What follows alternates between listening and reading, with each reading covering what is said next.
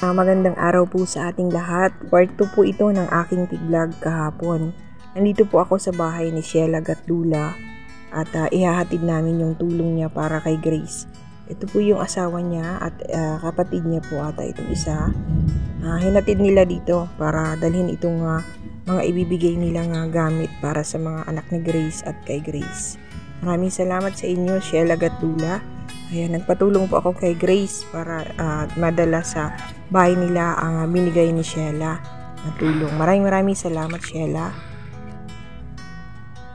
At ngayon po, nandito na tayo sa loob ng bahay at kakausapin natin si Grace. Kung ano ang nasabi niya para sa lahat ng tutulong sa kanya. Pagpalang araw po sa ating lahat, araw ng Martes ngayon.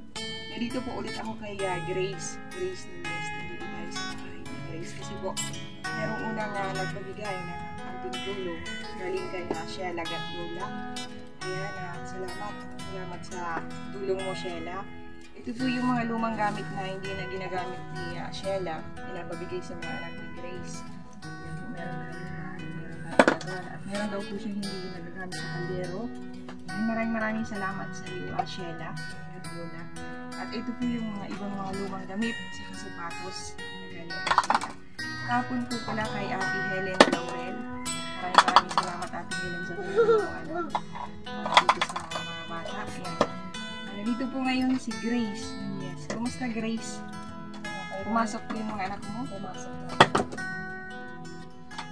Yung dalawang anak mo po, bali, nasa school.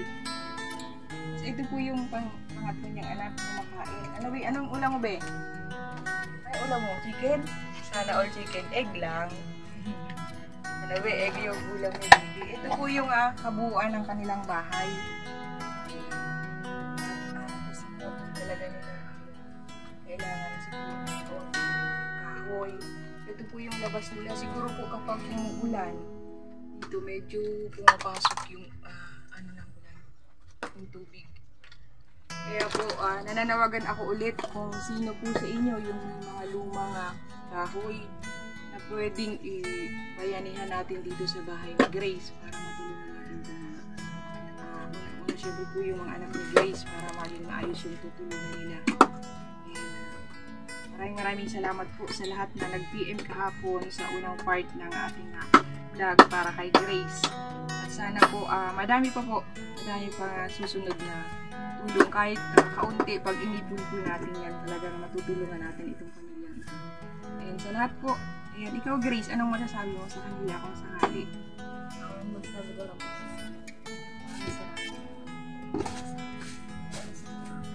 kung sakaling nahihingiin ka na kailangan dito sa bahay mo, ano kaya yung mga kailangan mo dito sa bahay? Ilaw at tubig. Tapos yung medyo malamig dito sa Grace. Kawawa yung bata. Pero wala naman nararamdaman niya si Bibi. Nagdulugad-dulog po sugat-sugat. Ayan, sa lahat po na nag-PM sa akin na pwede nyo pong kay Grace dito sa lower A. Dito natin matatagpuan siguro sa mga lahat na gustong tumulong. Maraming salamat po. Ayan, magandang araw. Ito po yung kusina ni Grace. Ayan, at sana po ay malagyan ng lamesa, kahit lamesa man lang. Para naman maging okay ang kanilang lagyanan ng mga pagkain. At para hindi madumihan. Ito po yung kabuuan ng bahay. Binilanan po pala natin si Grace ng gatas at mga biskit ng kanyang anak. At maraming salamat din po sa sponsor natin kay Ate Nerissa Garcia na nagbigay ng tulong para kay Grace at sa kanya daw ng mga anak. Ayan, thank you so much po. Napanood niya daw po ang aking vlog kaya bibigay na natin ngayon kay Grace ang tulong ni Ate Nerissa. Maraming